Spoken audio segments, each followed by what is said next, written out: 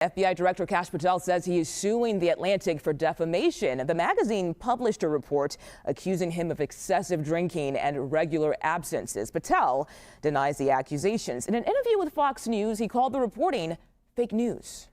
If I'm not doing my job, if I'm not working, then how is it that the FBI delivered the safest America under President Trump's leadership in the history of our country? We are not going to take this laying down. You want to attack my character? Come at me. Bring it on. I'll see you.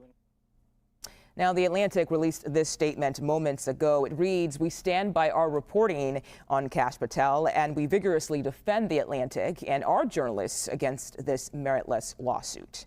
CBS News Justice reporter Jake Rosen joins us live right now. And Jake, good to see you today. So what more do we know about this lawsuit?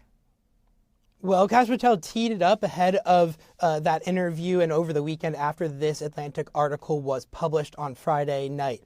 This article lays out a number of sources that spoke to The Atlantic, detailing that Kash Patel's alleged drinking to excess in certain places like Washington, D.C. and Las Vegas and other areas. In addition to that, leading to concerns about his performance of his job, part of which this article alleges is that there's concern that in the making of immediate decisions that need to be made by an FBI director, Patel has often not been found at FBI field offices or at FBI headquarters and has been out socializing. Now, in this lawsuit, there are 17 different allegations that Kash Patel and his legal team have laid out that they allege are false, which range from the drinking accusations to other allegations of potentially his security detail needing to get door breaching equipment, because there's been times where Patel has apparently been stuck behind a locked door while intoxicated.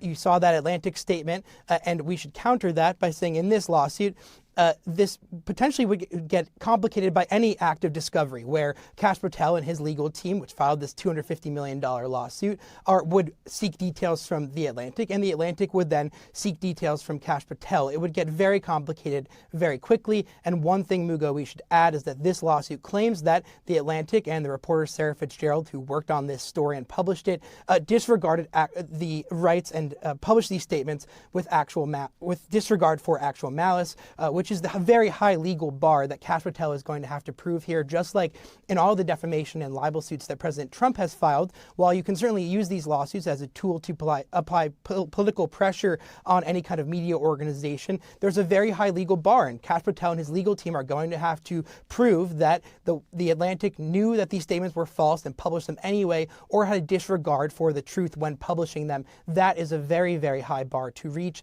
and that is a complicating factor as well, in addition to any other of the additional information that could come out if this actually proceeds past more than just the initial filing here. And Jake, onto a different topic here. We're also learning more about the Justice Department's criminal probe into former CIA Director John Brennan. What can you tell us about that?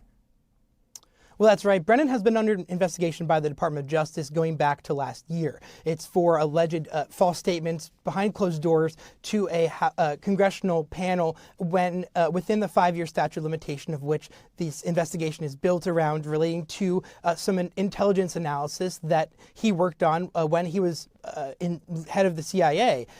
What happened over the weekend, Mugo, is an interesting development given this new Department of Justice under Todd Blanche. The federal prosecutors who were leading this case were removed, and a longtime Trump ally, Joe DiGenova, was put in place. He's an ally of President Trump who was not in the Department of Justice. And while CBS News reported late last week that there are going to be a number of closed-door interviews with the FBI and former intelligence officials who worked with Brennan and others around what the Department of Justice seems to be alleging is some grand conspiracy to stop President Trump from being elected in 2016, that there is a renewed push to potentially bring some of these top former CIA and intelligence agency officials in front of grand juries, whether it's here in Washington, D.C. or elsewhere, in the next number of days. It's a stark shift and not a traditional one, as this Department of Justice seeks to amp up pressure on yet another Trump ally who's in the Department of Justice's crosshairs. All right, Jake Rosen, thank you so much for your time today.